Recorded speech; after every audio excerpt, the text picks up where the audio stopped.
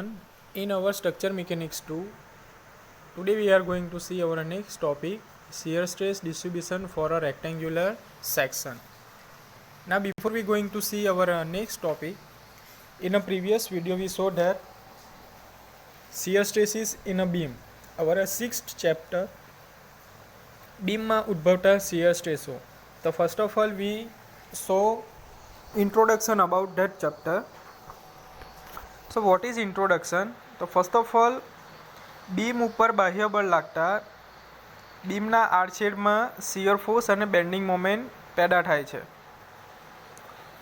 આ શિયર ફોર્સનો અવરોધ કરતું પ્રતિબળ બીમમાં પેદા થાય છે તો તેને કર્તન પ્રતિબળ. જે ફોર્સ શિયર ફોર્સને અવરોધે અને જે બીમમાં પેદા થાય એને કયું કહેવાય? કર્તન પ્રતિબળ. અને બીમમાં બેન્ડિંગ મોમેન્ટનો પ્રતિરોધ કરતું જે સ્ટ્રેસ પેદા થાય તેને નમન પ્રતિબળ કહેવાય છે. નાવ કર્તન પ્રતિબળો, શિયરિંગ સ્ટ્રેસીસ. તો બીમના કોઈપણ આડછેદ આગળ કર્તન બળ અને નમન ધૂર્ણ આ બે એક્શનનો અવરોધ કરવાનો હોય છે. આડછેદના કોઈપણ પોઈન્ટ આગળ બેન્ડિંગ મોમેન્ટને અવરોધતી સ્ટ્રેસ પેદા થાય છે જેને બેન્ડિંગ સ્ટ્રેસ કહે છે. જ્યારે શિયર ફોર્સનો અવરોધ કરતી સ્ટ્રેસ પેદા થાય છે જેને શિયર સ્ટ્રેસ કહે છે. નાવ ધારો કે બીમના સેક્શન એક્સ આગળ બેન્ડિંગ મોમેન્ટ એફ અને શિયર ફોર્સ એફ પેદા થાય છે. બેન્ડિંગ મોમેન્ટ એમના લીધે બેન્ડિંગ સ્ટ્રેસ પેદા થાય છે. સારી રીતે ટેકવેલ બીમમાં ન્યુટ્રલ અક્ષ ઉપરના ભાગે બેન્ડિંગ સ્ટ્રેસ કેવી હોય છે? કમ્પ્રેસિવ હોય છે. જ્યારે નીચેના ભાગે બેન્ડિંગ સ્ટ્રેસ ટેન્સાઇલ હોય છે, જે આપણે પ્રીવિયસ ચેપ્ટરમાં જોયું હતું, જે આપણું ચેપ્ટર હતું બીમમાં ઉદ્ભવતું બેન્ડિંગ સ્ટ્રેસ. બરાબર, સ્ટ્રેસ ડાયાગ્રામ ડ્રો કરેલો, એમાં જે ઉપર આવશે સ્ટ્રેસ એ કમ્પ્રેસિવ અને બોટમમાં જે સ્ટ્રેસ આવશે એ ટેન્સાઇલ હશે. તો શિયર ફોર્સના લીધે બીમના આડછેદમાં વર્ટિકલ શિયર સ્ટ્રેસ પેદા થાય છે. તો આપણે જાણીએ છીએ કે કોઈપણ પ્લેન ઉપર શિયર સ્ટ્રેસની સામે કોમ્પ્લિમેન્ટરી શિયર સ્ટ્રેસ પેદા થાય છે. તો વર્ટિકલ શિયર સ્ટ્રેસ માટે પૂરક કર્તન પ્રતિબળ પેદા થાય છે. બરાબર. ધેન આફ્ટર આપણે જોયું હતું બીમમાં ઉદ્ભવતા શિયર સ્ટ્રેસનું સૂત્ર, એટલે કે equation for shear stress in a beam. So equation is tau equal to F into A y bar upon I into B. Shear stress tau equal to F into A into y bar upon I into B, where tau equal to shear stress, F equal to shear force, A equal to area of the section above or below the given layer, y equal to distance of CG of the area from NA यानी कि neutral axis, I equal to moment of inertia of the section about NA, and B equal to width of the section at given layer. Now average shear stress. So average shear stress is equal to shear force upon shear area. So tau average equal to F upon A Newton per mm square. Now next is લંબચોરસ આડછેદ માટે shear stress વિતરણ, shear stress distribution for rectangular section. So here section of beam is given. The depth of the beam is equal to D and breadth of the beam equal to B. Here beam is A, B, C, D. ठीक है. Y क्या आएगा? It is D by 2. So y bar equal to y is equal to here D by 2. So y bar equal to D by 2 divided by 2, it is D by 4. ठीक है. Then after shear stress distribution है, जो shear stress distribution होगा so it is in the form of curve shape for a rectangular section. ठीक है. जो क्या होगा, टॉप एंड बॉटम पे 0 और जो CG पे कितना रहेगा? It is maximum.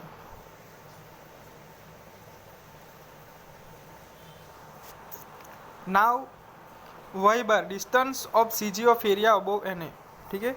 Distance of CG, हमें हम अब जो क्रॉस सेक्शन दिया गया है, ठीक है, तो उस क्रॉस सेक्शन में हम डिस्टेंस फाइंड करेंगे CG of area above NA.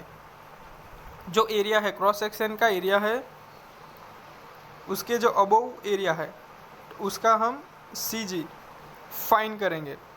So we have y equal to D, y equal to D by two. So distance of C G of area about N है. So D by two divided by two it is D by four.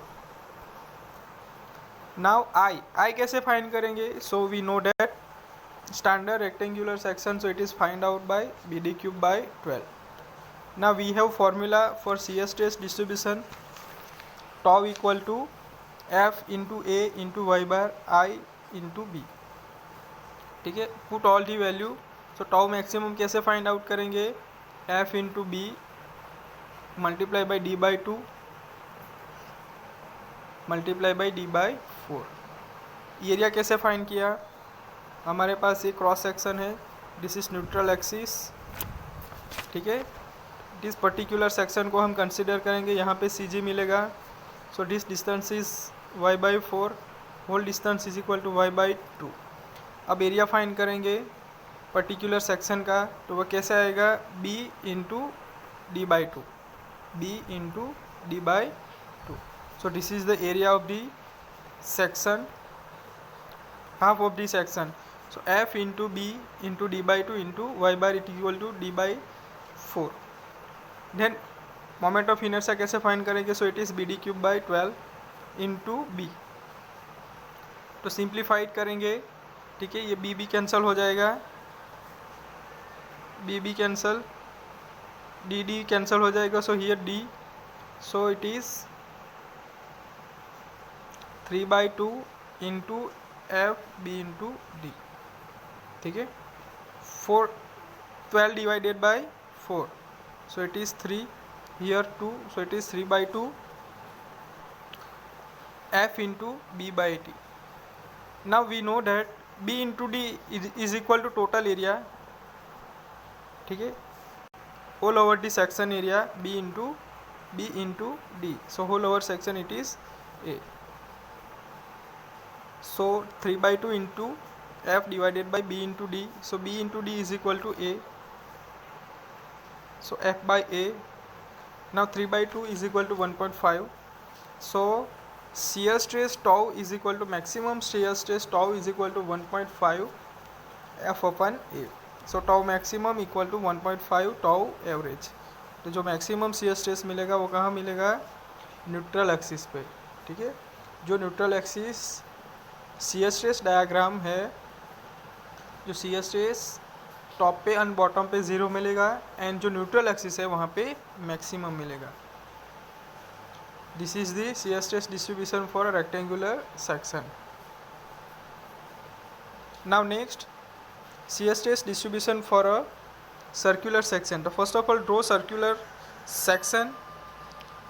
The diameter of the section is d. So radius is equal to d by two. So same shear stress distribution आएगा. It is in cow shape. Consider a circular section of diameter d as shown in figure. Now area of the section above NA. अब हमें क्या find करना है. Area find करना है semi circle का. ठीक है, it is above the neutral axis. This area is above the neutral axis. So area of the particular section क्या होगा. Pi by 4 into d square.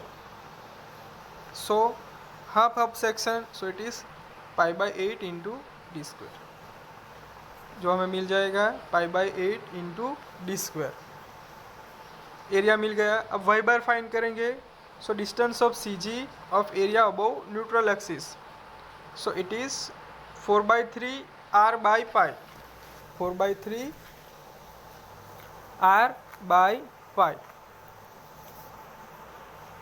So we have 4 into radius कैसे मिलेगा. Diameter d है. So radius is equal to d by 2 divided by 3 into pi. So simplified it. So it is y bar is equal to twice d upon 3 pi. Now moment of inertia. So for standard circular section we have moment of inertia is equal to pi by 64 d raised to 4. Pi by 64 into d raised to 4. Now put all the value in shear stress. So we have formula for that. Shear stress tau equal to F into A into y bar divided by I into B. So tau maximum is equal to F into area pi by 8 into d square multiply by twice d upon 3 pi divided by moment of inertia is pi by 64 into d raised to 4 into d. So simplified it, so we get tau maxima is equal to 4f divided by 3 in bracket pi by 4 into d square. So it is 4 by 3 into f by a. Now we know that area is equal to pi by 4 into d square. So tau maximum is equal to 4 by 3 tau average. So 4 by 3, so it is 1.33. So tau maximum is equal to 1.33 tau average. Okay, so this is the shear stress distribution for a circular section.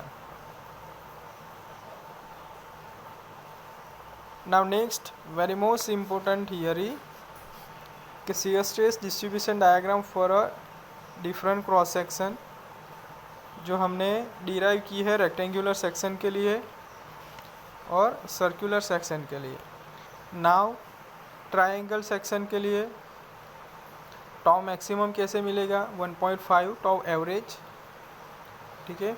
T section के लिए, then I section के लिए, C section, hollow rectangular and hollow circular section. So this is the different type of shear stress distribution for a different cross section. ठीक है. ये आप लोगों को डेरिवेशन नहीं है, लेकिन याद रखना है कि कैसे आएगा shear stress distribution for a triangular section, T section, I section, C section, hollow rectangular section and hollow circular section. So it is very most important theory. So this is your very most important chapter, shear stress in beam. ठीक है. So equation याद रखो. Equation is shear stress tau equal to F into A into y bar divided by I into B. So where tau equal to shear stress, F equal to shear force, A equal to area of the section above or below the given layer, y bar equal to distance of CG of the area from NA, I equal to moment of inertia of the section about NA, B equal to width of the section at given layer.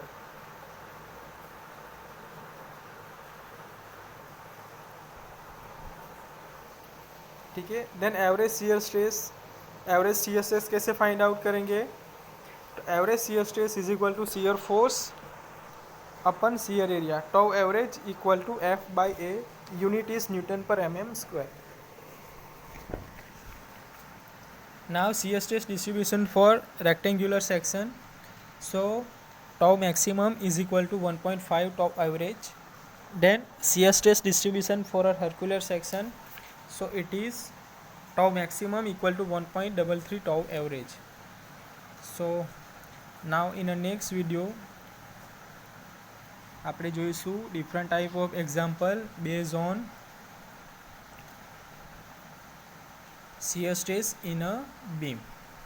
So your most important chapter. ठीक है. તો સૌથી પહેલાં shear bending stress અને shear stress કોને કહેવાય, બરાબર છે. તો બીમના કોઈ પણ આડછેદ આગળ કર્તન બળ અને નમન ધૂર્ણ આ બે એક્શનનો અવરોધ કરવાનો હોય છે, બરાબર છે. કોઈ પણ મટીરિયલ પર ફોર્સ આવે, ફોર્સના લીધે સ્ટ્રેસ આવે, સ્ટ્રેસના લીધે શું આવે, કર્તન બળ અને નમન ધૂર્ણ બળ આવે, બરાબર છે. તો આનો આપણે અવરોધ કરવાનું છે, બરાબર. તો આ અવરોધ કરતાં જે સ્ટ્રેસ પેદા થાય છે, બરાબર છે, તેને આપણે સ્ટ્રેસ કહેવાય. કે સપોઝ કે આ છેડના કોઈ પણ પોઈન્ટ આગળ બેન્ડિંગ મોમેન્ટનો અવરોધથી સ્ટ્રેસ પેદા થાય તો તેને બેન્ડિંગ સ્ટ્રેસ કહેવાય.